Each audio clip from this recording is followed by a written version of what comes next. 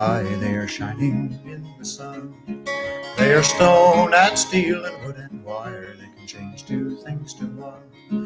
They are languages and letters. They are poetry and all. They are love and understanding, and they're better than a war. They are languages and letters. They are poetry and all. They are love and understanding, and they're better than a war.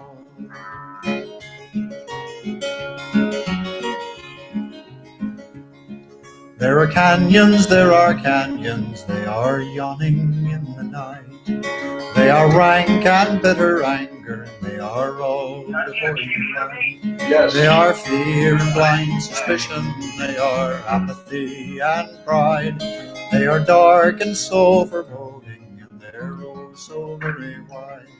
They are fear and blind suspicion, they are apathy and pride. They are dark and so foreboding, and they're oh so very wide.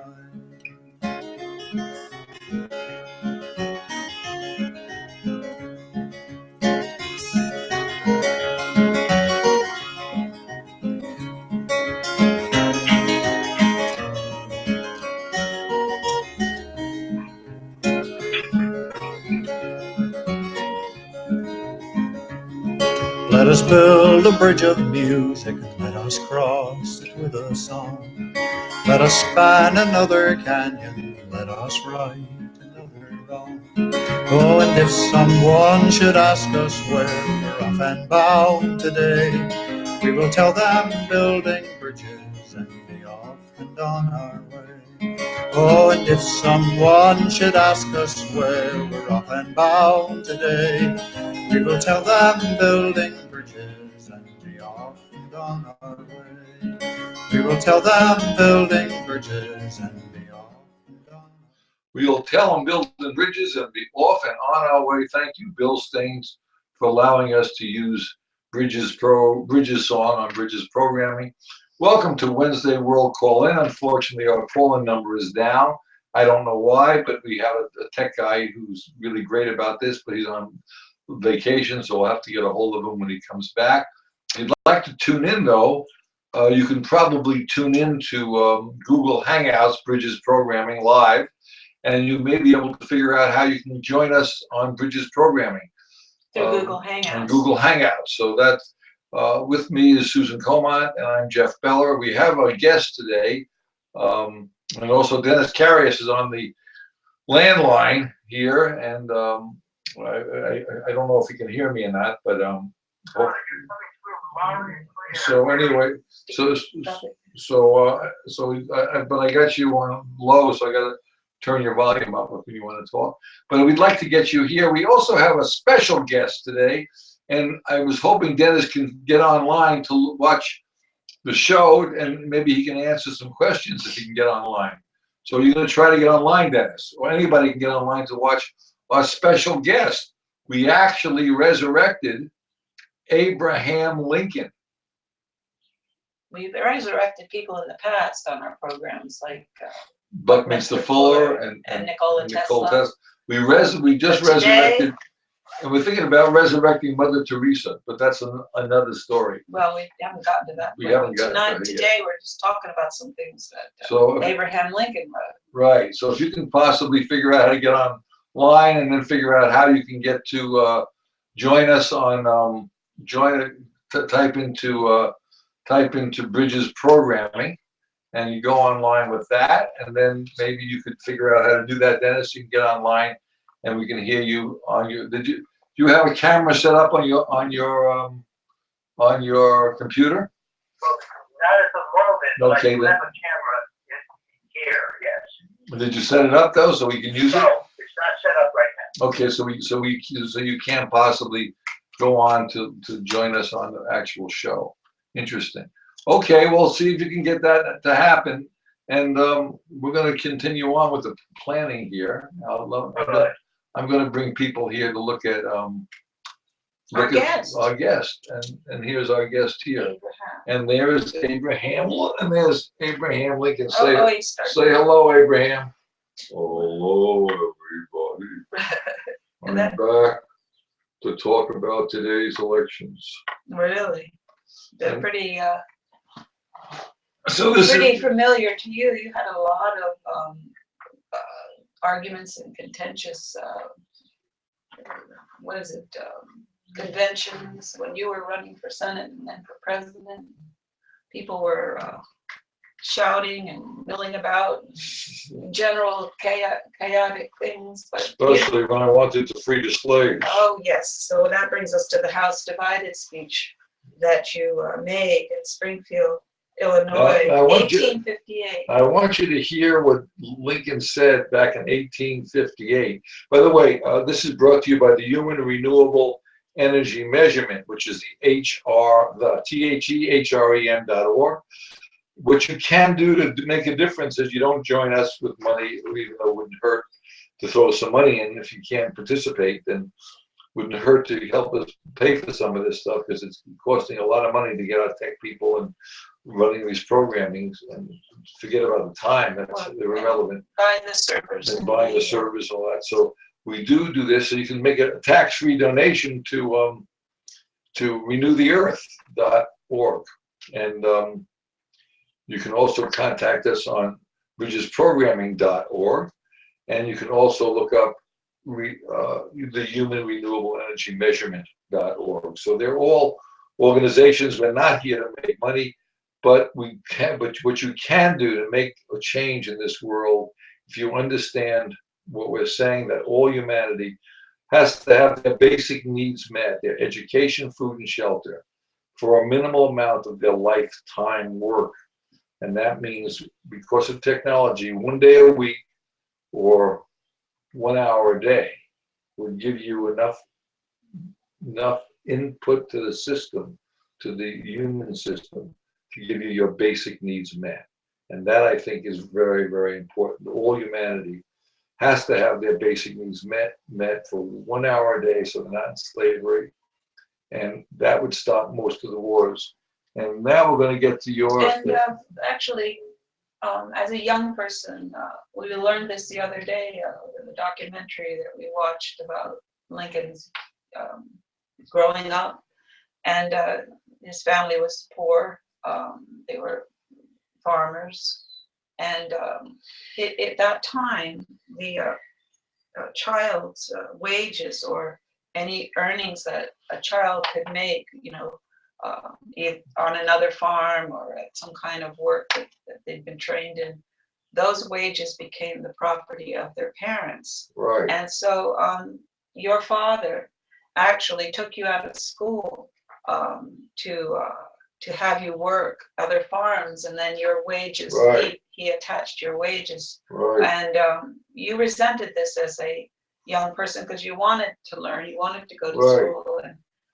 And so you understood slavery from a very young age, how you lose your own volition, your own right to say anything about how your day is spent, how your labor is spent, and how any compensation for your labor is distributed. And you understood as a child growing up the circumstances of being a slave.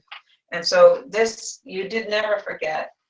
You were able eventually to catch up with your education as an adult. I guess at a certain point, your parents emancipated you. I don't know how that worked out, but you then worked very hard to become a lawyer. But you never forgot what it felt like to be a slave. And even though it was to your father at that time, it was amazing to think. But that, poverty, drives people to extremes, even the farming out of their own children. And this is what happened. Money does it, right? Right, Abe? Right? Yeah, money is the problem. The economic system is really the problem right there.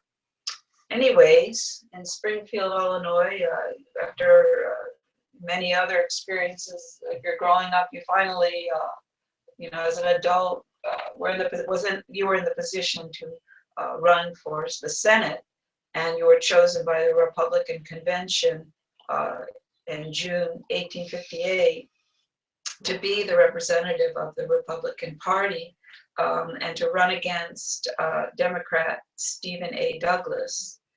And you delivered a speech at the House of at the Hall, they call it the Hall of Representatives at the time, to your Republican colleagues, Right. Stating your position at the time. And there was a lot of contention at this point because new territories had been opened up and they weren't yet states. You know the song, the whole thing about Oklahoma, they play Oklahoma. Yep, It's about Oklahoma becoming a state finally, and they're all excited. But there was a territory before it was a state.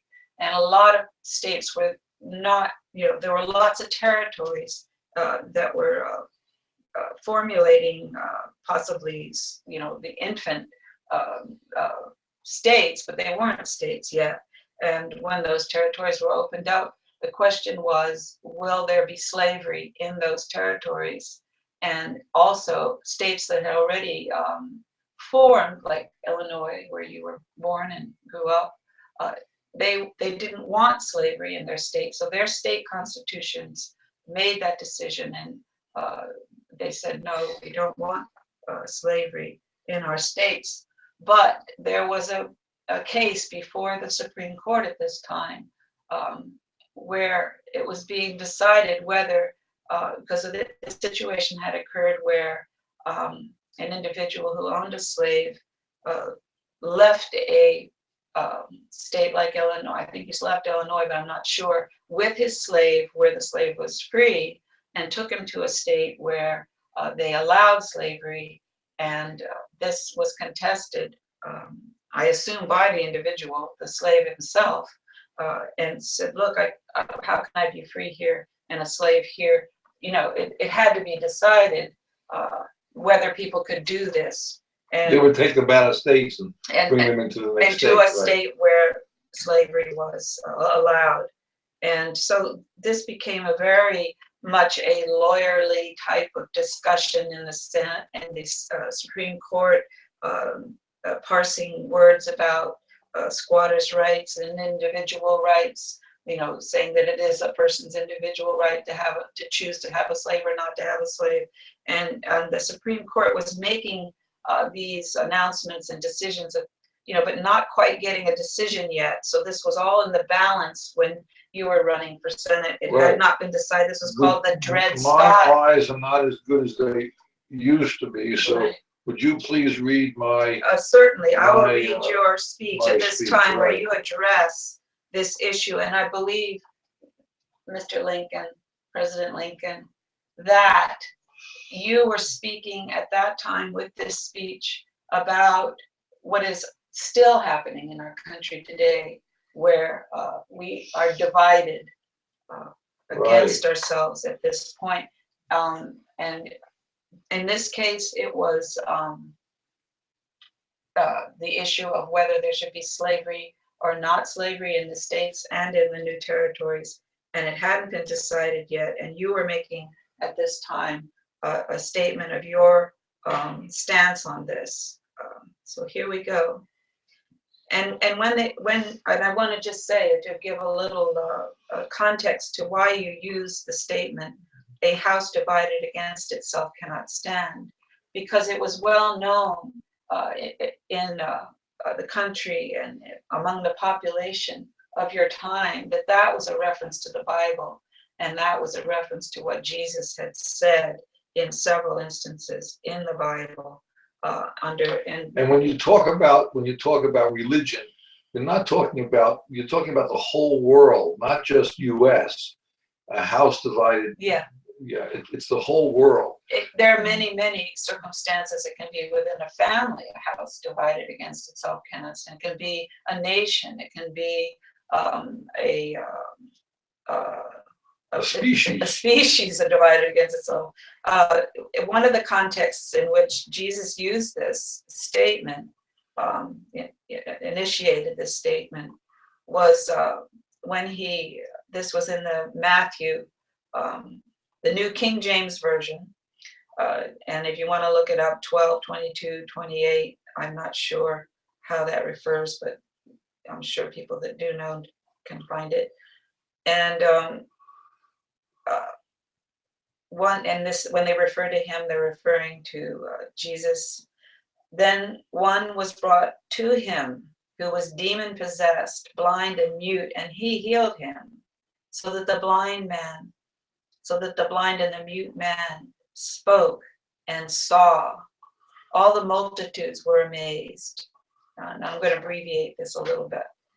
And they're saying, could this be the son of David?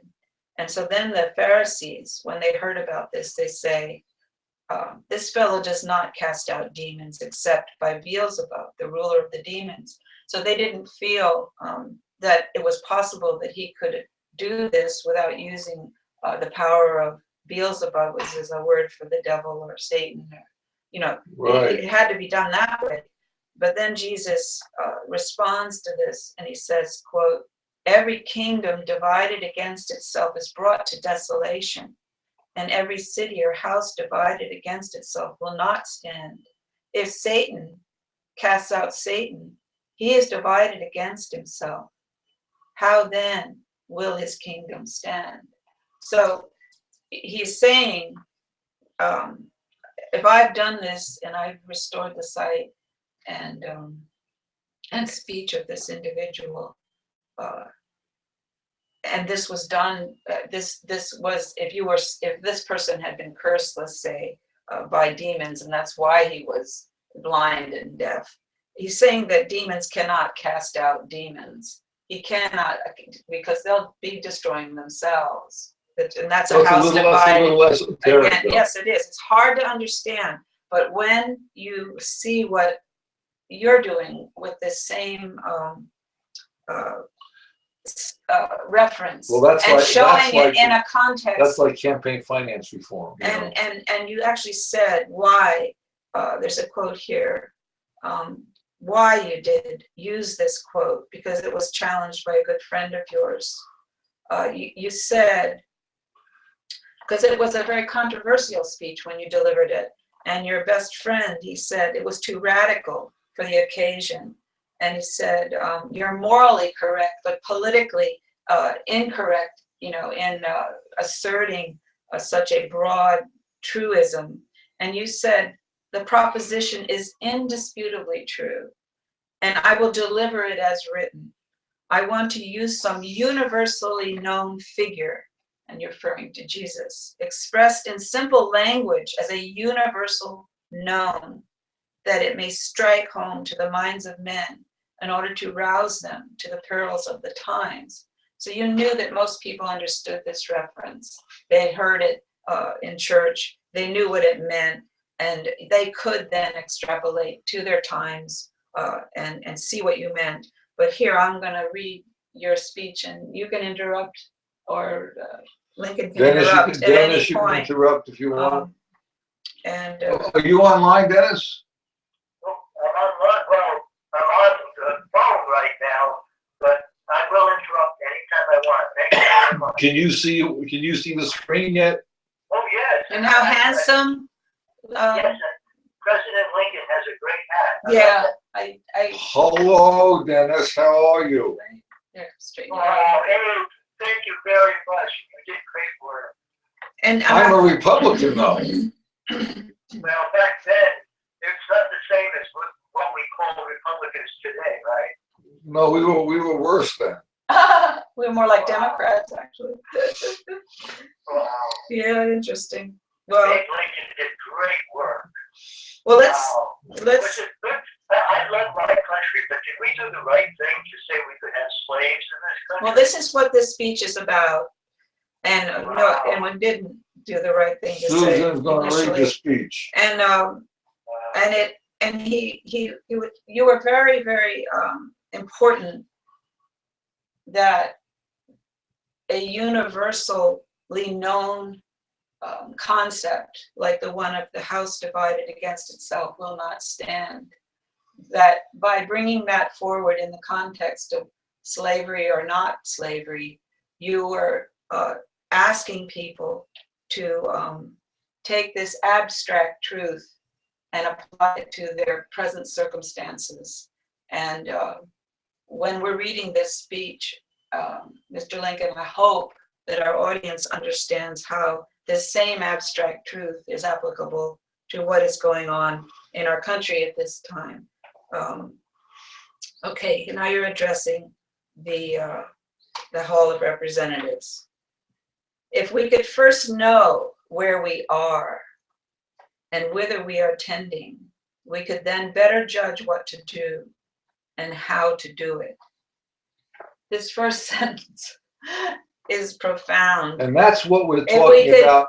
That's what we're first talking know about where with the we are. HREM. The HREM, the Human Renewable Energy Measure, says, here's where we are. Mhm. And now we Because can go there's an agreement. forward. It's an agreement. You People have are to not agree. divided against each other or Right. whatever, away from each other. If we could first know where we are, and please be patient with the wording. It's wording from 1858, and as we, our generations developed, we have different colloquial ways of expressing and writing, and it just takes a little concentration, and you'll see where he's going. We could then better judge what to do and how to do it.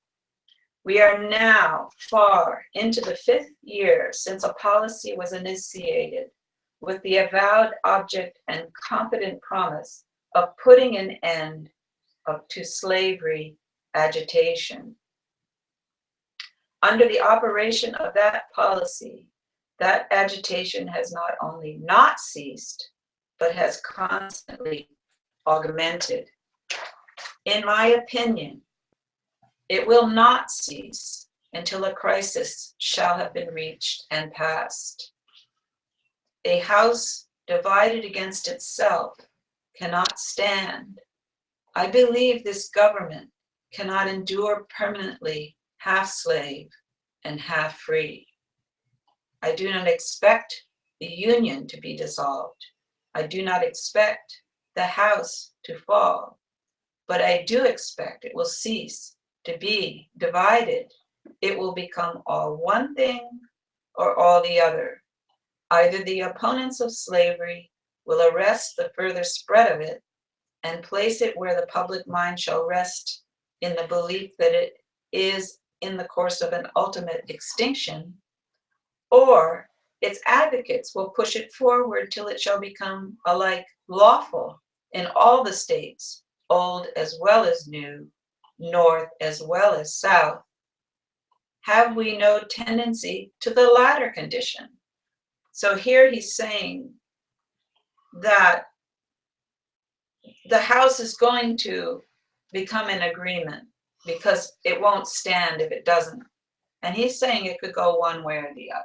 Right. He's saying that at this point it's balancing on a point and could fall to either direction, slavery or no slavery. And he's saying also that it's tending more toward slavery in the rhetoric that he's hearing at the time. But I just want to bring something out. Slavery back then was black men, children, who even white children who belonged to farmers, Right. like you were a kid and you went into slavery, right? But there were lots of foster children that were actually farmed out. And they still are today. Right. And so slavery is a form of energy that people orphan they trainers. convert their labor, their energy labor into money, and it's been like that for such a long time. And So- at that time, it was very obvious who was the slave and who was being But enslaved. now it's not obvious. Most people in the world who are working so many hours of their life a day just to make a living are in a form of slavery, and that's the part we're trying to bring out, that the people today, all humanity, all over the world, are in form of slavery, and we're killing people. You see what I'm saying? And electing someone into office is not really going to change, or you may have the lesser of two evils. But the reality is that unless you change the economy, you can't change the way the system's working. So we need to go at the system with a measurement. And that's where he started out in his first speech. He said, if we could first know where we are and whither we are tending, we could then better judge what to do and how to do it. And what is, in the context of what you're saying, if we could know within the context of our economics where the starting point is, and where you want the economics, what you want the economics to accomplish, where you're tending, then you know how to get there. Right. But you don't know how to get there until you know where you are. You can't go somewhere until you know where you you're are. starting from. Right? You're walking in circles. You're in a lost jungle or a desert because you don't know where you are. The first thing you do when you look at a map is you see, here's where I want to go. But if you don't know where you are, you can't get there from here. And that's the problem with our entire economic system. We must know where we are, and the measurement, the HREM, the Human Renewable Energy Measure, gets us to show where we are and how many energy units you need for food and shelter. Your education's a must. And that's the whole game. It's that simple. It's a simple measurement. And your job would be to get that measurement out into the vocabulary any way you can use your God-given or your nature-given mind to do that. If you understand, if we don't come to this conclusion, we're going to continue on fighting between black people or poor whites and cops. Cops make a tremendously good quality of life living, where the average person they're beaten up on are poverty-stricken in most cases. Cops normally don't beat up on someone like a senator or a congressman or even a president. They just don't do that. They handle them with different kind of respect. And that's what you don't have in this world, because there's no basic measurement for humanity. Is that right? Is that right, President? Yeah, that's right. That's right. Whatever was happening at the time when you were growing up, Mr. Lincoln, is now come and evolved up to this point when we're alive. It hasn't disappeared, but it's become even more prevalent, but a slavery that is enforced by economics. It's now insidious. It's and subtle. Right, and it pervades the whole population. It's not just world population. People that are bought in another country and brought here and sold to be slaves. World population. Right, and if you were to, if I were to take your statement, I believe this government cannot endure permanently, half slave and half free. I could say, you could even substitute the words poor and rich for slave and half poor and half rich, because essentially it isn't half and half. I mean, it's much more unbalanced than that right now. But you can see my point when I bring that up, because this is the way we see. You can't see the slavery as well now, but you can see the result of it and the way that the economic system is an enabler, essentially, for the enslavement of most of the population of the world, to the benefit of just a few people. But it is not, we're not looking for a them against us type situation, the rich against the poor or the poor against the rich. This is not what we're talking about or trying to create that kind of foment, because that isn't real. That isn't where the solution lies, and that isn't where the problem is arising from. The problem is arising from the economic system and the focus of it. It focuses on profit and not on humanity and making everyone's life. So try to read the rest of that. Okay. I was going to just read excerpts. I would read the whole speech, and then we can take it down from there. Okay, fine. I don't mind. So you ended with saying, have we no tendency to the latter condition?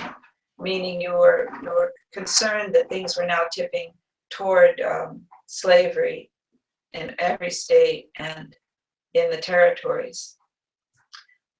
So I'll go on to quote, let anyone who doubts carefully contemplate contemplate that now almost complete legal combination, piece of machinery, so to speak, combined by the Nebraska Doctrine and the Dred Scott decision. And I have to say here, the reference, Dred Scott refers to the name of the slave that was taken from a free state by his owner and to a slave state, and changing the definition of whether he was free or not by taking him to a slave state. And this individual's name was Dred Scott. Quote, let him consider not only what work the machinery is adapted to do and how well adapted, but also let him study the history of its construction and trace, if he can, or rather fail, if he can, to trace the evidence of design and concert of action among its chief architects from the beginning. But so far, Congress only had acted, and an endorsement by the people, real or apparent, was indispensable to save the point already gained and give chance for more. The new year of 1854 found slavery excluded from more than half the states by state constitutions and from most of the national territory by congressional prohibition. So now I'm speaking here. The Congress had actually acted against slavery for the new territories, and the states, through their people and their populations, had acted and said they did, that more than half of them said they did not want slavery. Okay, then he says, you go on to say, Mr. Lincoln, 4 days later, so quickly, 4 days later, commenced the struggle which ended in repealing the congressional prohibition. So Congress repealed its decision, so that would have affected the territories, but they didn't make, they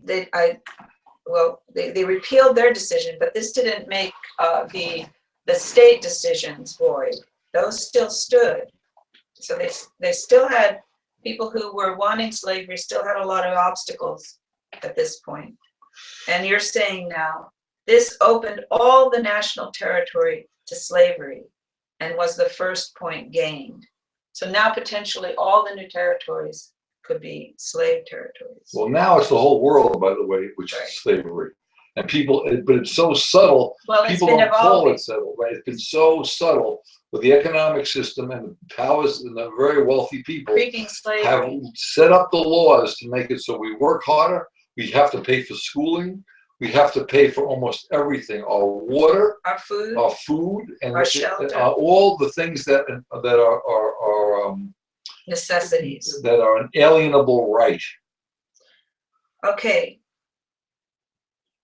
You go on to say, this necessity had not been overlooked, but had been provided for, as well as might be, in the notable argument of, quote, squatter sovereignty, unquote, otherwise called, quote, sacred right of self-government, unquote, which latter phrase, though expressive of the only rightful basis of any government, was so perverted in its attempted use of it as to amount to just this. So you're saying that they interpreted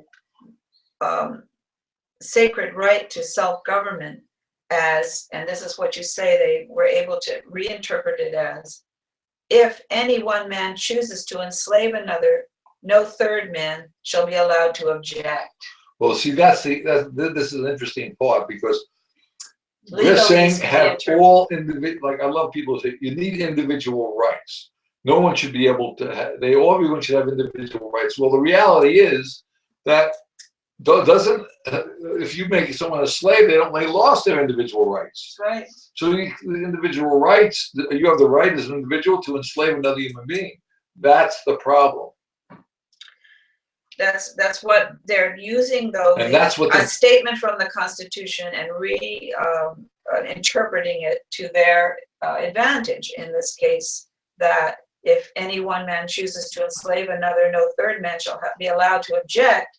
They're saying that that's what Individual rights are. sacred right of self-government That's means. ridiculous. And so, going on to what you said, Mr. Lincoln, that argument was incorporated into the Nebraska bill itself in the language which follows, quote, "It being the true intent and meaning of this act not to legislate slavery into any territory or state, not to exclude it therefrom, but to leave the people thereof perfectly free to form and regulate their domestic institutions in their own way, subject only to the Constitution of the United States." Then opened the roar of those of loose declamation in favor of squatter sovereignty and sacred right of self-government. Right. So, you know, you can see where that went. But, said opposition members, let us be more specific. Let us amend the bill so as to expressly declare that the people of the territory may exclude slavery. Not we, said the friends of the measure, and down they voted the amendment. While the Nebraska bill was passing through Congress, a law case involving the question of a Negro's freedom by reason of his owner having voluntarily taken him first into a free state and then a territory covered by the congressional prohibition and held him as a slave for a long time in each, was passing through the U.S. Circuit Court of the District of Missouri, and both Nebraska bill and lawsuit were brought to a decision in the month of May 1854. Right. Yeah, to a decision in the same month of May 1854. The Negro's name was Dred Scott, which name now designates the decision finally made in the case. Before the then next presidential election, the law case came to and was argued in the Supreme Court of the United States, but the decision of it was deferred until after the election. Well, doesn't that sound familiar? They always defer things till after the election. Things that can be controversial, Right. and they know that the population is not for slavery because they've already, Especially if it this- affects the economy. in the case of half the states saying they didn't want it, and anyway, and a Like congressional. a Supreme Court justice.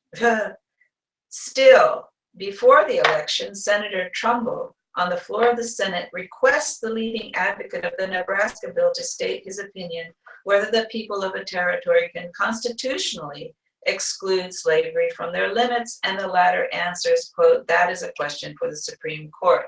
So they're putting it off until after the new president is elected. The outgoing president, in his last annual message, as impressively as possible, echoed back upon the people the weight and authority of the endorsement. The Supreme Court met again, did not announce their decision, but ordered a re-argument. The presidential inauguration came, and still no decision of the court, but the incoming president, in his inaugural address, fervently exhorted the people to abide by the forthcoming decision, whatever it may be. Then, in a few days, came the decision. The reputed author of the Nebraska bill finds an early occasion to make a speech at this Capitol, endorsing the Dred Scott decision and vehemently denouncing all opposition to it. The new president, too, seizes the early occasion of the Stillman letter to endorse and strongly construe that decision and to express his astonishment that any different view had ever been entertained. At length, a squabble springs up between the president and the author of the Nebraska bill on the mere question of fact whether the LeCompte Constitution was or was not in any just sense made by the people of Kansas. And in that squabble, the latter declares that all he wants is a fair vote for the people, and that he cares not whether slavery be voted down or voted up. I do not understand his declaration that he cares not whether slavery be voted down or voted up. to be intended by him other than as an apt definition of the policy he would impress upon the public mind, the principle for which he declares he has suffered much and is ready to suffer to the end.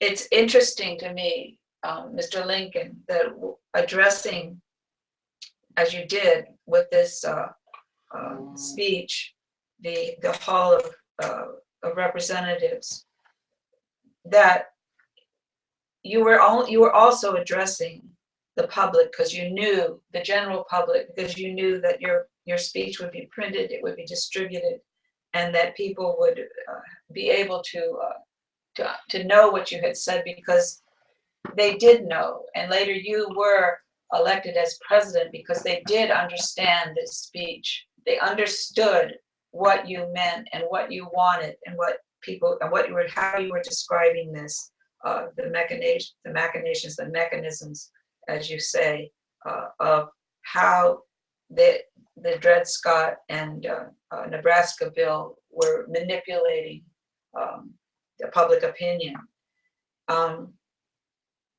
But the people, this was not just written for the representatives in Congress. This was written for the citizens of the United States at that time to consider and to understand.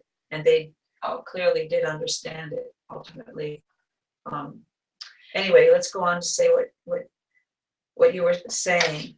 And well may he cling to that principle if he has any parental feeling. Well may he cling to it. That principle is the only shred left of his original Nebraska doctrine. Under the Dred Scott decision, quote, squatter sovereignty, unquote, squatted out of existence, tumbled down like temporary scaffolding, like the mold at a foundry, served through one blast and fell back into loose sand, helped to carry an election and then was kicked to the winds. So this was all to carry the election. His late joint struggle with the Republicans against the Lecomte Constitution involves nothing of the original Nebraska doctrine. That struggle was made on a point, the right of people to make their own constitution, upon which he and the Republicans have never differed.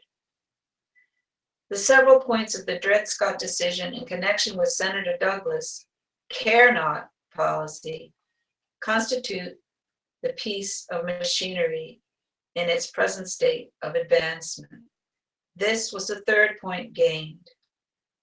The working points of that machinery are, first, that no Negro slave imported as such from Africa and no descendant of such slave can ever be a citizen of any state.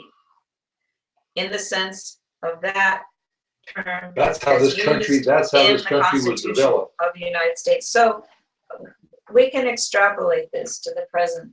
We are all now called citizens of this United States. But how much impact did we have on the choice of our presidential candidate? Well, that's right. There was no. How much? Yeah, there was no way we could Then say. they said, well, you're not a citizen, so you can't have any say. But now we But say now we're citizens, you but are we a still citizen. have no say. And the voting has Yeah. nothing to do with it because we use electoral colleges to put the right president. That's how we voted popularly for Al Gore, the electoral college, and the Supreme Court put in a president the populate didn't want.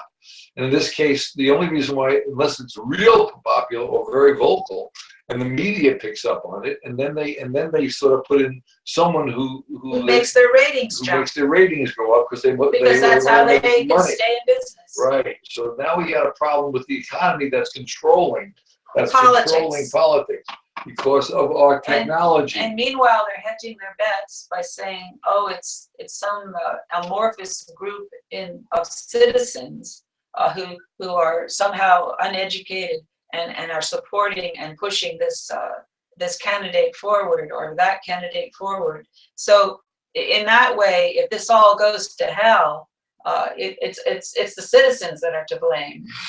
Right. So I don't know of any movement of that nature, of any significance of course, I don't know everybody in the whole country, but I can't imagine them all suddenly losing their ability. ability to Choose think right, right. reasonably, and, But the and thing is know, that- but the and know media- something But the about it. media controls how people think. So that's a problem because Yeah, if but- people control the media, the people like in this case, they're picking out someone But- who I think. Abraham Lincoln is actually describing that, yes, they try to control how people think.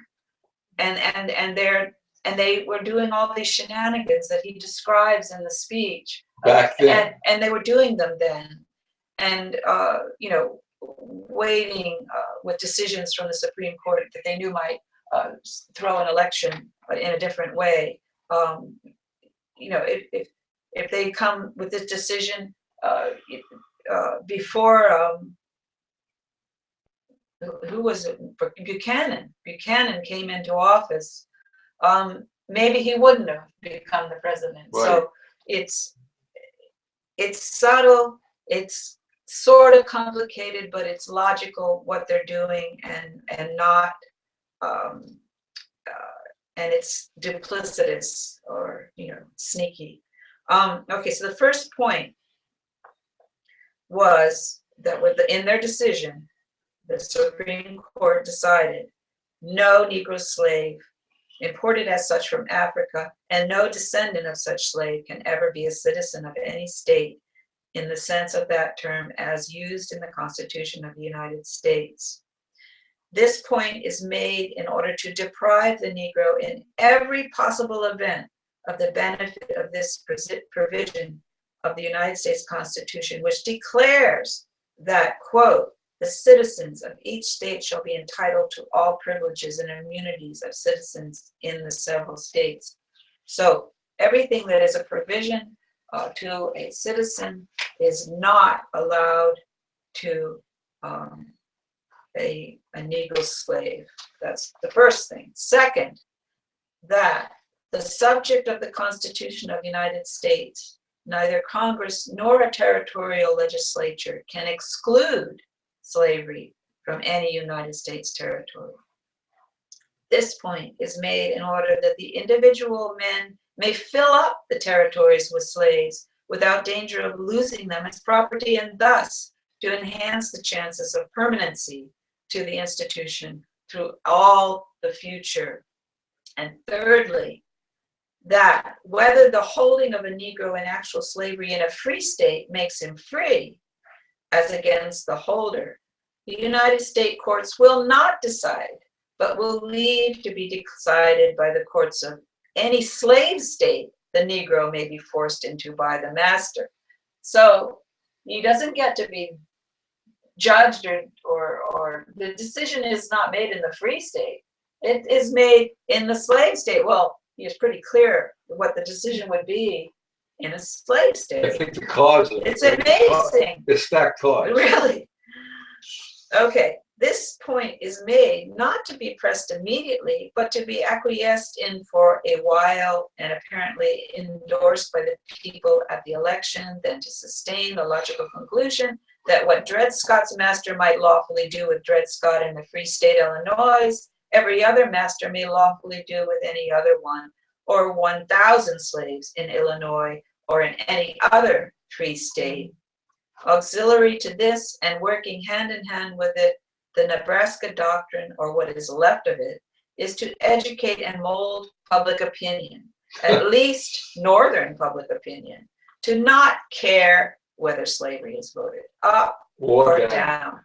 That's amazing. See, they did the same thing back then as they're doing today.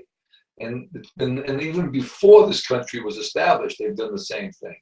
And it's to a point now where it's insidious on what's going on with the rest of how hard people have to work for their basic needs. So I can say to you, please do the best. What you could do, what you as an individual can do, is understand that the Human Renewable Energy, THEHREM.org. Please try to use your brain to get this into the vocabulary, so we have a point of start that opportunity to have an agreement. human beings agree that all basic needs must be met by our economic within system, a short by our amount work of within your the life economic work, system. 1 day a week or 1 hour a day, and then you let your free market take effect. But meanwhile, nobody suffers. No one has to beg for food or shelter. Education is rampant, so people can learn as much as they can. The more someone's educated, the better our society worldwide will be. And Every individual. and we won't have these over like 100 years ago. We're talking about now. We're talking about cops who make tremendous amount of quality of life with their income, compared to poverty-stricken people who don't have anywhere near the quality Or of the life. opportunities to And then even we have get away. professors who make even more, and we have engineers who make even more, and poor people can't get the education to benefit themselves. And why shouldn't someone who digs a ditch, who we need people who dig ditches and cut grass and serve dinners and food for us who can't do it any longer, they should have a good quality of life as well. The way we do that is a simple measurement, and that's why we're here on Bridges Programming, to try to get this to happen. Please do the best you can to see if possibly you could make this happen, and that's how you could do something. Tell your friends about it. If you go to a church group, or you go to a gym mill, wherever you go, talk about a measurement that benefits all of humanity, so we stop these damn wars, stop this concept of terrorism, because we are terrorizing people through our economic system, and we have to stop. And the economic system is a form of terrorism itself. Okay, do you have anything else you want to?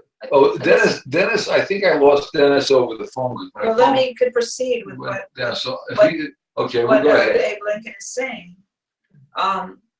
Okay, you ended on the note to the public is being asked to not care whether slavery is voted down or up.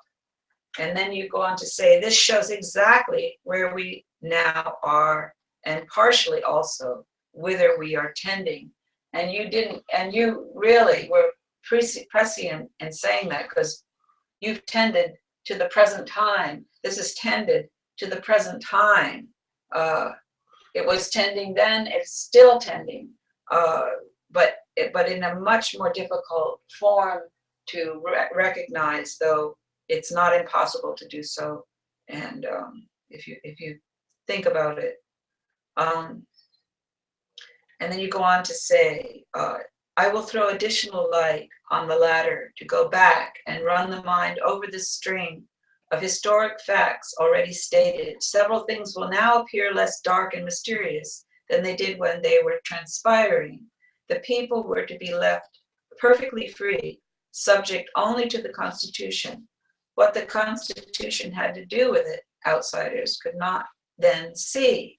Plainly enough now, it is an exactly fitted niche for the Dred Scott decision to afterward come in and declare the perfect freedom of the people to be just no freedom at all. Right, and that's what's happening now. We're basically losing our freedoms because of the way we're doing things. It's not the way the Constitution was intended. Right. It's because the words work, but the actions don't. And you can't think that we're going to elect people who are going to change the way it is, because it's like putting a chicken in charge of the hen house. I'm sorry we lost Dennis on the phone, but we're going to have to figure out a way to get. But anyway, what you could do, we'll try to finish up some more of Lincoln stuff. We have a few minutes. We have 5 more minutes. Okay, let me just try to get to a stopping point. Why was the amendment expressly declaring the right of the people to exclude slavery voted down? Plainly enough now, the adoption of it would have spoiled the niche for the Dred Scott decision. Why was the court decision held up? Why even a senator's individual opinion withheld till after the presidential election? Plainly enough now, the speaking out then would have damaged the perfectly free argument upon which the election was to be carried. So by allowing the public to believe that they were had free will, and that they could decide whether slavery was going to be in their state or in the territories before the election, so that Buchanan would be elected, and then reinterpreting what perfectly free meant for the Supreme Court decision, and it turns out that the rights of citizens or their freedom was no freedom at all, as you say. And that's what's happening now. Where basically the world is into pure slavery, including It's just a by the lot way of the us people who words think we're free. are- Just right. understand that it's not just one. It's not. It's a double-bladed sword here, people. We think we have the rights and freedom, the right to vote, but the reality is, it's a shell game. What's happening, and we were still putting our kids into slavery It every was day. going on at this time in 1858. I mean, it's been going on in our government from the very beginning, It's been and it's just much prior to more our own subtle government, now. right? It's very subtle. It's almost very hard to see, and that's what Lincoln was trying to explain. A house divided upon itself against itself. cannot Right? stand, and Right. that's what's happening. Then you go on to describe how this, was manipulated. Why the outgoing president's felicitation on the endorsement? Why the delay of the re-argument? Why the incoming president's advance exhortation in favor of the decision? These things look like the cautious patting and petting of a spirited horse preparatory to mounting him when it is dreaded that he may give the rider a fall. So they told the public what they wanted to hear, essentially, Exactly, in doing order to that. get the result they wanted, and then they turned it on them. And that sounds, afterward. that, by the way, Hitler And did the same who's thing. telling Hitler did the people same what thing. they want to hear Right. now? They're always telling Right. people they're doing this Or over they and think over they again, want to right? hear? And why the hasty after endorsements of the decision by the president and others? And then you go on to say, and this is how you describe the mechanism of manipulation. We cannot absolutely know that all these exact adaptations are the result of pre-concert. But when we see a lot of framed timbers, different portions of which we know have been gotten out of different times and places and by different workmen, Stephen, Franklin, Roger, James, for instance, and when we see these timbers joined together and see they exactly make the frame of a house or a mill, all the tenons and mortises exactly fitting, and all the lengths and proportions of the different pieces exactly adapting to their respective places, and not a piece too many or too few, not omitting even scaffolding, or if a single piece be lacking, we can see the place in the frame exactly fitted and prepared to yet bring such piece in. In such a case, we find it impossible not to believe that Stephen, Franklin, Roger, James all understood one another from the beginning and all worked upon a common plan or draft drawn up before and first lit was before the first light was struck.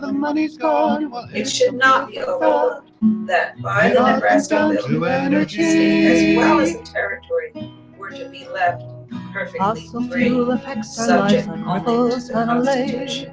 Why mention and factories they were legislating for territories and not for or about states. Certain And when it's people gone, stay it won't come are back, and on we'll the be out of Constitution luck. of the United States. Energy, But why is mention of this energy, plugged into this merely it all territorial comes down to Why are the people of the energy. territory and You the wonder people of the where state the money's therein gone, lumped well, here's together some fuel for and their thought. relation to the Constitution It all therein comes down treated to as being precisely the energy. same? And so then at this point, We he's get our saying, energy he's showing from you corn, how grass, and easily trees. the people are Even trash leading, converts to taking away biofuel.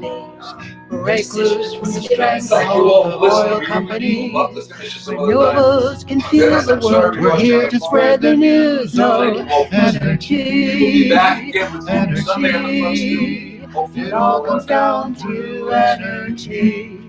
You wonder where the money's gone. Well, here's some fuel for thought. It all comes down to energy.